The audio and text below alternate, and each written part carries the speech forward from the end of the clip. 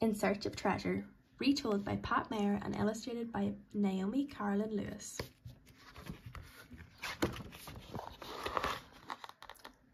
Heighton and the Shell Money. Once upon a time, a tribe of people lived beside a great mountain that was covered with snow. The men hunted deer in the forests and caught fish in the rivers. The women gathered onions and berries from the mountain slopes. When their food baskets were full, the tribe enjoyed feasting together. But one skilled hunter, called Heighton, would never come to the feast with his wife and baby son. "It is foolish to be so wasteful," he told the people in his tribe. "What will you do when you are hungry and find that your baskets are empty?" When hungry people asked him for food, Heighton would never give them dry fish or deer meat. He made sure that they paid him with shell money first. Heighton had many baskets filled with string of precious shells, and he always wanted more. He grew to care about the shell money and little else. One day when Heighton was hunting in the forest, he was startled to see a huge deer standing alone on a rock. Golden sunlight shone all around the great animal, and it made it look magical. Heighton gasped and dropped his bow and arrows. As Heighton watched, a ringing voice seemed to come from the great deer. "You wish for treasure above all other things, Heighton," said the voice. "Climb up to the crater lake which lies at the top of the mountain. Dig beside it, in front of a great rock.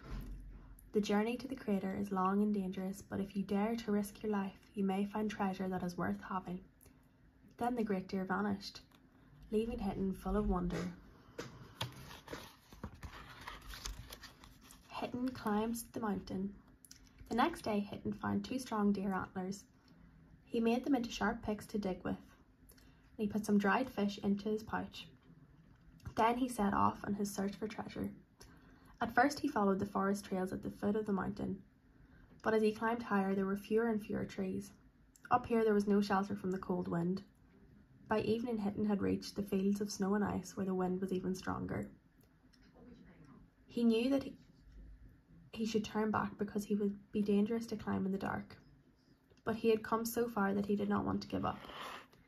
Heighton huddled down beside a rock, ate some dried fish, and shivered in the wind as he waited for the moon to rise. When the moon came up, there was just enough light to show Heighton the way. He had to scramble over large rocks, holding on with his strong hands. Sometimes he slipped, but he saved himself with his antler picks. Then he had climbed across the glacier. He nearly fell to his death down a deep crack in the ice, but somehow he managed to claw his way back to safety. By surprise, Heighton was almost at the top of the mountain. He reached the rim of the crater and saw the lake below him. He ran, leaping down the slope towards a flat piece of shore where a great rock was sticking out of the snow. The rock was shaped like a deer's head. When he saw it, Heighton knew he had come to the right place. He started to clear away the ice with the antler pick. Soon he struck a loose stone. He lifted it up and saw strings of shell money. There were hundreds of shells. The storm breaks. Heighton grabbed at the strings of the precious shells with greedy hands.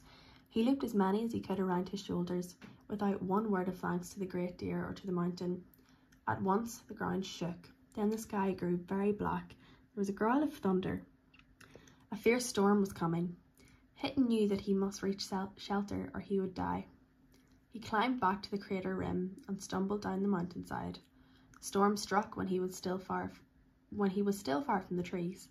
Lightning flashed, thunder crashed, and a roaring whirlwind bowled him over. As he fell, strings of shells were torn from his arms. Heighton was sure that the mountain was punishing him for his greed. He took the last string of shells from his shoulder and threw it into the gale. "Take back the treasure," he cried. Then he was hit by a mass of falling snow. It hurtled down the mountain and he knew no more. Heighton discovers the real treasure. Much later, when Heighton awoke, all the snow had gone. His arms and legs were stiff, but no bones had been broken by his fall. He saw that he was near the magic place where the great deer had first spoken to him. He had felt strangely at peace. Heighton looked at his hair in amazement. It had grown down to his waist. He must have been asleep for a very long time. Some powerful magic had been at work. Hitton thought about his family. What had become of them while he was asleep? He hurried down through the forest. As he ran, everything he saw seemed wonderful. He did not care that he had lost his shell money in the storm, because he knew that he was lucky to be alive. He looked at the blue jays, the busy squirrels, and the tall green firs with deep joy. When Hitton reached his home and saw that his wife and little boy were well, he wept with happiness.